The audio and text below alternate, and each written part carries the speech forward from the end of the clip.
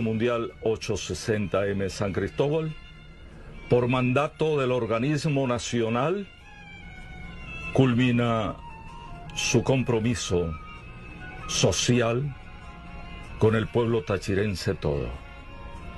Una orden de extinción ordenada por el organismo correspondiente, indica que debemos ser acatadores de esa orden y salir del espectro.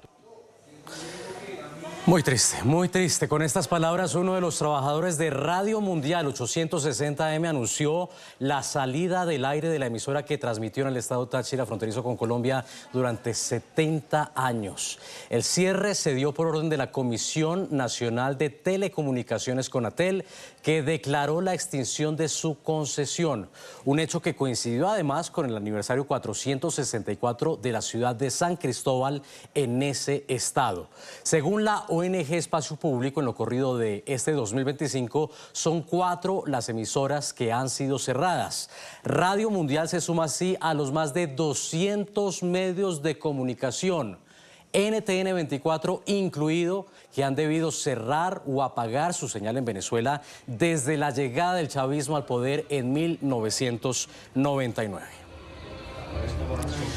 Saludamos a Nelson Chacín, director de Radio Mundial 860M. Bienvenido a NTN 24.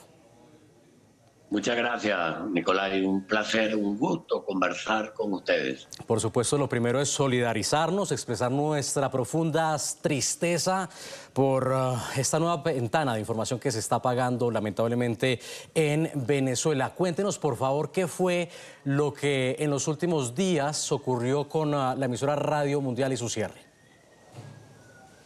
Bueno, tú sabes que esto comenzó desde el año pasado.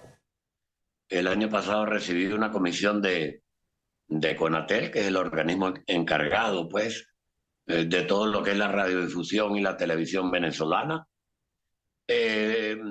La comunicación que fue traída al estado Táchira por una comisión de la capital de la República refería que nuestra estación de radio se conectó supuestamente tarde a una transmisión conjunta, que son las transmisiones conjuntas, las cadenas nacionales que hace el Estado venezolano con el presidente de la República o con alguna autoridad.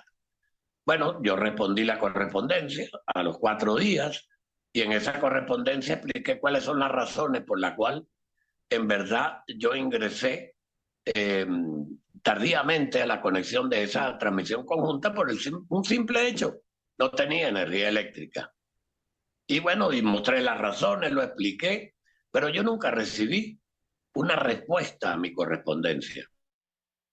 Y el pasado viernes me contactaron vía móvil desde la capital de la República para que me presentara el lunes 31 de marzo, por cierto, día de la ciudad de San Cristóbal, el aniversario de los 464 años de nuestra ciudad. Bueno, y en ese momento recibí una correspondencia en la cual nosotros, la concesión que teníamos estaba en extinción, en otras palabras, que teníamos que salir del aire. Bueno, esos son los hechos, eso fue lo que ocurrió. Y bueno, lo más breve que te lo puedo comentar: estamos fuera del aire. Una estación de radio que cumple 70 años. Y vea usted esas tristes paradojas. Me dice usted lo más breve que me puede comentar, como si en este corto periodo de tiempo se pudieran resumir así nomás 70 años de historia. Y hay otra paradoja muy triste, indignante, que es el cierre de esta emisora porque se quedó sin luz. Y por eso entró tarde a una transmisión oficial, a una transmisión conjunta, esas transmisiones a las que se deben adherir los medios de comunicación que utilizan el radioespectro oficial. Es una triste paradoja que ustedes no hayan podido cumplir con esa exigencia del régimen por otra falla del régimen, que es la crisis de energía eléctrica que muchos en Venezuela han tenido que padecer. ¿Ustedes no tuvieron derecho a ninguna defensa? Es decir, ¿ustedes presentaron la argumentación y no hubo quien los escuchara? es que yo llegué a estimar que ellos iban a tomar en cuenta lo que expliqué en la correspondencia, pero no. Luego de estar 3 horas en el organismo nacional con sede en Caracas, bajó una persona y preguntó mi nombre. ¿Usted, señor Chacín? Yo le dije, ah, bueno, por favor, firme aquí. Y me entregaron la correspondencia. El ingeniero que me había invitado a que estuviera en la capital de la República nunca apareció, no apareció ninguna autoridad. Solamente fue una persona que trabaja allí y que tiene esa responsabilidad, pues, de llevar la correspondencia para que tú la firmes y la aceptes. Esos son los hechos, así ocurrió. Ahora, sí me interesa saber una cosa, cuando usted va allá a la sede de Conatel, ¿usted sabe quién dio la orden de apagar la señal? Claro, la correspondencia está firmada por el ministerio, por el ministro de Comunicaciones del país, el señor de apellido Ñáñez, Freddy Ñáñez, que por cierto tiene mucha vinculación con nuestro estado Táchira. Y mira que yo no sé si tengo unos minutos para compartir contigo lo importante que es una estación de radio en AM. Hoy que todo el mundo se va a la frecuencia de FM a escuchar música porque se escucha muy bien, perfecto, pero no tiene la cobertura que tienen todas las estaciones de radio en AM, sobre todo en una topografía como esta, accidentada, que es la de nuestro estado Táchira. Bueno, y aquí tenemos rincones donde la gente escucha es la radio colombiana. Por supuesto que la van ahora a escuchar con mayor fuerza porque la única estación de radio que quedaba en el aire en amplitud modulada éramos nosotros y teníamos 70 años. En otras palabras, nosotros éramos los últimos de los mohicanos, Sí. en otras palabras, de lo que es el espectro de la radiodifusión aquí en territorio venezolano. Bueno, una pena, ¿no? Una pena porque pues así también se construye identidad. Y resulta otra paradoja que en Venezuela, tristemente, se tengan que informar a través de otras cadenas, en este caso como las colombianas. Que en Venezuela no circule de manera libre la información, ¿no? Es que Radio Mundial 860M era la última radio de amplitud modulada que seguía activa en Táchira, por lo que es más que evidente que esto deja un vacío informativo no solamente en Venezuela, sino particularmente en la región, que se suma a otras de las tantas ventanas que han tenido que cerrarse a ese ecosistema de medios de comunicación en los últimos años que han cerrado, que han tenido que apagar su señal de información. Así es, Nicolás, y vale la pena mencionar otro aspecto. Los compañeros y colegas radiodifusores del norte de Santander, de Cúcuta, allí hay entre 14 y 16 estaciones de radio en AM. Sí. Y bueno, de las cosas que lamento es que ahora quienes viven en la montaña, en los sitios más alejados del estado, a lo mejor mañana interpretarán el himno de Colombia y no el de Venezuela, porque no lo van a poder escuchar. Señor Chacín, ustedes ya estaban en el radar de las autoridades porque en 2018 la emisora ya había salido del aire por 24 horas por un ataque de sujetos desconocidos que cortaron en ese entonces los cables y el transmisor y destruyeron las antenas que dan señal a 3 diales. ¿Qué tipo de acoso han recibido ustedes? Mira, eso ocurrió exactamente en ese año, pero no fue por 24 horas. Nosotros estuvimos fuera del aire por 28 días. A ver, y te explico. El transmisor de radio en AM de 25 kilovatios que tenemos nosotros, por supuesto, no están todos en el aire, ni estaban. Pero sí, en aquel momento, ese transmisor de 25 kilovatios, la caja de sintonía que está en la base de la antena, que tiene 100 metros, tiene la antena. Tú no necesitas para la frecuencia modulada una antena de 100 metros. Y destrozaron todos los componentes de la caja de sintonía, que todos son material de cobre. Nos cortaron el cable que va del transmisor a la caja de sintonía para luego que la antena pueda irradiar nuestra señal. O sea, eso fue un ataque. Yo lo considero un ataque porque si hubiese sido un robo, se hubieran llevado todo. Pero no se llevaron nada. Destrozaron todas las bobinas de cobre que tiene la caja de sintonía, que por cierto es grande la caja de sintonía. porque cuando se instaló ese transmisor de 25 kilovatios, tuvimos que cambiar inclusive el condensador de la base de la torre, porque el que tenía era muy pequeño. Bueno, y todo eso lamentablemente nos costó a nosotros la señal 28 días fuera del aire. La pudimos recuperar, pero por eso insisto que sí fue por hacernos un daño y no por un robo, porque a la prueba está que las autoridades fue la policía científica, y yo no creo ni que tengan nada en los archivos de esa denuncia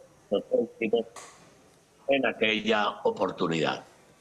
¿Y a quién lo atribuye? Porque deja mucho que pensar cuando ustedes un año reciben un ataque de este tipo. Al año siguiente, que fue en 2019, hombres encapuchados con armas largas intentan ingresar a sus instalaciones y este 2025 tristemente les quitan la señal. ¿A qué atribuye usted todo esto?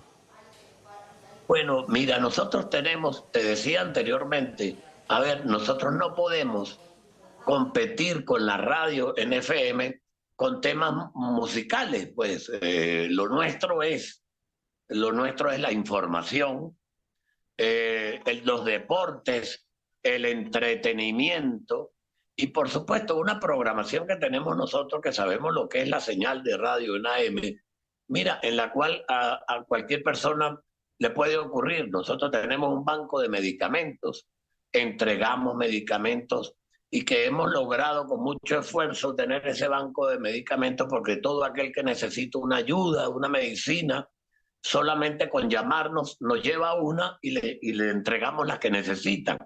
Lo propio ocurre cuando la persona extravía los documentos personales, lo propio ocurre cuando quien vive en una montaña coloca un aviso para que alguien que está más abajo lo espere en tal parte. O sea, es una radio social. Y por supuesto tenemos 3 emisiones de noticias, en la mañana, al mediodía y en la noche, y las 3 emisiones son aproximadamente de 2 horas cada una. Por supuesto, y 2 programas de opinión, que en la mayoría de ellos no se trata de ir con una opinión contra nadie. Nosotros no somos ni terroristas, ni le hemos montado olla aquí a ningún dirigente, sino que la gente lo que reclama es servicios básicos, gas doméstico. Mire que el líder de calle no me llevó la bolsa de CLAP. Mire que tenemos un problema en la comunidad porque el río se puede ir sobre... Ese es nuestro trabajo y lo viene siendo por años. Y lo hacemos, por supuesto, porque no hay otro medio que se encargue de él.